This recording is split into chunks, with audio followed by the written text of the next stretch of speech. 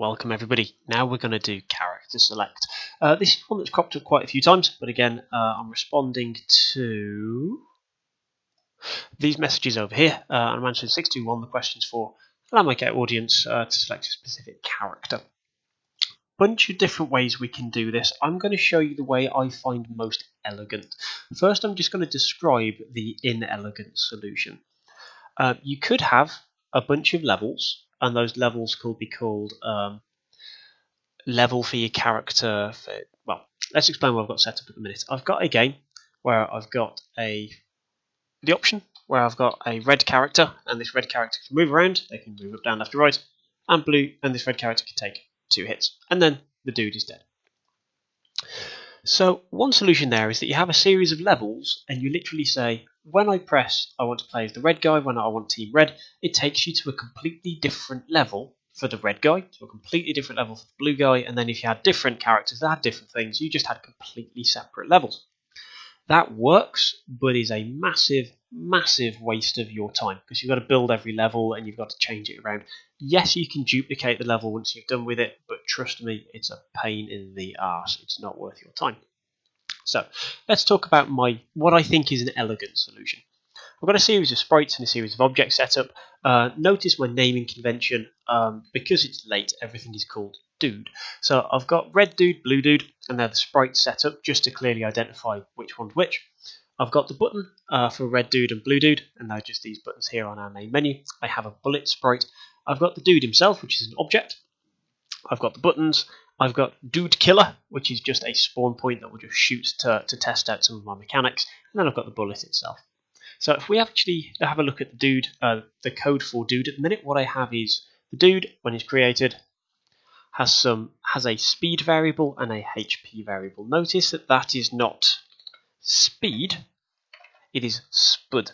Just because I wanted to make it a variable that's not predefined. It's not one of those that turns that kind of shade of red to say it's predefined. I wanted to make my own, something that I can change. So speed is equal to 10 and HP is equal to 3. I also have a step event, because you'll notice I've got no events here for controlling my movement. I've chosen to do this in a different way, and I want to show you this as well. I'm doing this entirely in the step event. So what I'm using here is our virtual keyboard. Virtual keyboard is just your keyboard, but it's the way the operating system talks to the virtual keyboard, which is why I've got if keyboard underscore check, and then in brackets VK underscore VK virtual keyboard. And then what I'm literally doing is physically modifying my X and Y coordinates based on the spud, based on the speed I want my character to travel at.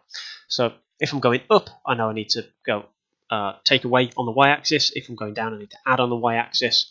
If I'm going left, I need to take away on the X-axis. And obviously, I'm going right, I need to add on the X-axis. So that works, and that's really elegant. That gives you a really nice, smooth motion like that. You'll also notice there's no need for key releases if I use something that looks like this. It just doesn't do anything when I'm releasing that. So that's a nice, tidy solution should you want to use that. Works well in maze games or that kind of thing. And all I've set up so far is when I get touched by the bullet, it will remove 1 HP from me, as we've done a million times by now. It'll kill the bullet with other instance underscore destroy. And it will kill the dude if it's 0 or less HP. So if HP is less than or equal to 0, the dude is dead. I want to show you now how this is going to tie into our system. What we want here is we've got 2 buttons. They're just objects in exactly the same way any other sprite is or any other object is. But this button, what it's going to do is when I key press it, so when I mouse, when I left button it, we are going to go to... actually, I'll tell you what I should do here. I'm just going to move my levels around, just because for testing, I wasn't going to the character select screen first, which is here, because currently those buttons don't do anything. So now that's all set up, when I press on the red button, it's going to room underscore go to, and that's going to take us to level 1. So we expected that. We knew it was going to go to level 1. What you probably weren't expecting is how I'm going to keep a record of which character I've chosen. And to do that, we're going to use this global object. Global is this invisible object that you can't create, you can't delete, but is there and follows you around from level to level to level.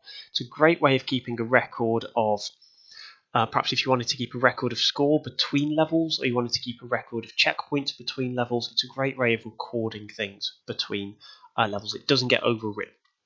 So global. What I'm going to do here is now create a variable, and I'm going to call that character. CHARACTER, character. And I'm going to create that as a name. Now, anything to do with names needs double quotes. So that's Shift and 2 on your keyboard, and I'm going to keep a record that I've chosen red. So it's going to go to level 1. It's going to keep a record in the global object in this character variable that I've set it to red. What I'm also going to do is I'm going to duplicate that into the blue dude button. Mouse, left button, bit of code, paste that in. Obviously, the only thing that's going to change here is I'm going to record that as blue. So same thing again, room underscore go to level 1, global.character now equals blue. So far, so good. So if I run this in debug mode, so I can keep a record of exactly what's going on, I can see what's going on here. Tools, show global variables. Currently, these are all the global variables, and I'm sure you're familiar with this by now, but I can see everything about the information on screen, my X, my Y, the last mouse click, whatever that was, so that's left, right, middle mouse, anything basically that's going on. And down the bottom will be any variables that I create. So if I choose Team Red, at the minute that's now creates this variable called character and sets it to red. That's exactly what we were expecting. It just so happens that red is my default character as well. I haven't done anything yet, not really. So what I now need to do is go back to my dude, and on create, we're going to control some things here. So I need to check if the thing that is in that global object, if global.character is equal to red, then I'm going to have some properties. Now, the thing about red is I want to change its speed. Well, I want to change the speed, the HP, and the sprite dependent on which character was selected. So red is going to be quite quick. He's going to have a high speed but a low HP. And blue, he's going to have a low speed but more HP. For all the orc players in the room, don't forget red things do go faster, which is why this guy's going to go quickly.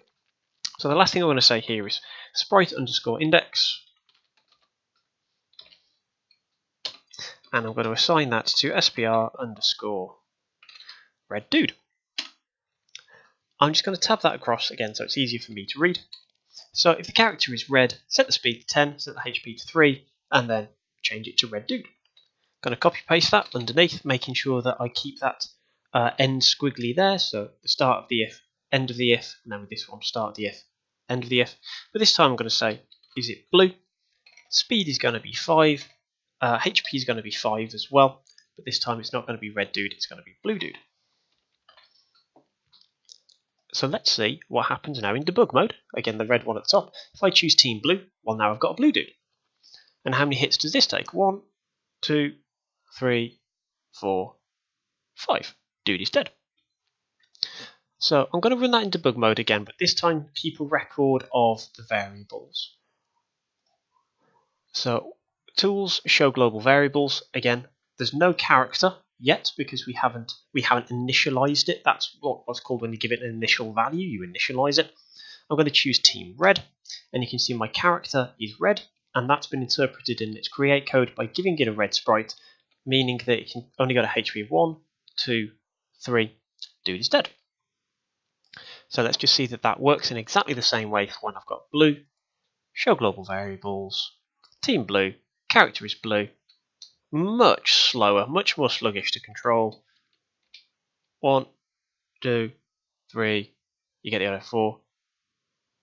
I must have miscounted, I presumed 5. Dude is dead. Last thing I'm going to change is this message that pops up to inform that the character is dead. I'm going to personalise that based on which character has deceased. So, under dude, when it collides with bullet, currently I'm saying show a message that says dude is dead. We're going to change that. Instead of saying dude is dead, I'm going to change it for, I'm going to write an if statement. And this is just going to say, it'll either say red dude is dead or it'll say blue dude is dead, dependent on which one we've chosen. So, global dot character, really should have called that dude. if character is red, then we're going to display the message red dude is dead. And then another statement. Now, I could use an else statement. So I could say, if it's red, do that, or else it must be the blue. But I'm writing this to be scalable. So what I mean by scalable is, should I imagine that I now add a green character into my game, I can just copy, paste, and expand what's going on here. So now if I play my game, I'm going to do this in debug mode, but I probably won't use much of it. Red character takes 1, 2, 3 hits. Red dude is dead. And then we can pretty much say with a degree of certainty it's going to be the same if we choose blue. 1, 2, 3, 4, 5. Blue dude is dead. Now, with this in mind, you can create an awful lot of code in one character.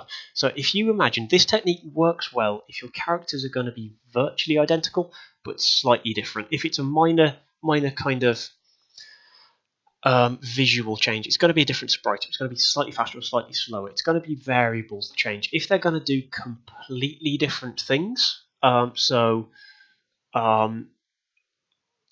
even with something like if it shoots or doesn't shoot, I'd probably still use this technique. But if you've got wildly different instructions, wildly different objects, what you might do instead is have an object in the room that just spawns either dude 1 or dude 2 or dude 3 or dude 4, depending on what that global variable is doing. Again, if they're wildly different.